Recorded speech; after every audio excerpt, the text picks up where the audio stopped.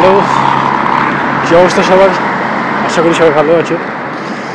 তো আমি যে জায়গাতে থাকি, যে জায়গাতে কাজ করি, এই জায়গাতে এখন মাসটা চলছে হচ্ছে এপ্রিল মাস।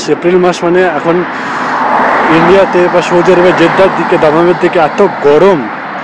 আর সেই জায়গায় দাঁড়িয়ে আমি যেখানে থাকি সৌদি আরবের আল বাহাতে, এখানে যে এত ঠান্ডা, মানে জ্যাকেট ছাড়া বাইরে বেরোনোই যায় না।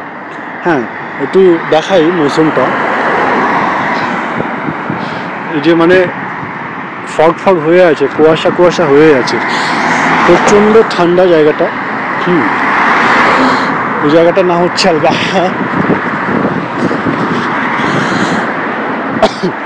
এখানে মনে হয় বছরে 1 মাস কি 1.5 মাস ঠান্ডা পড়ে, গরম পড়ে। 1 মাস কি 1.5 মাস গরম পড়ে, বাকি সবসময় ঠান্ডাই থাকে।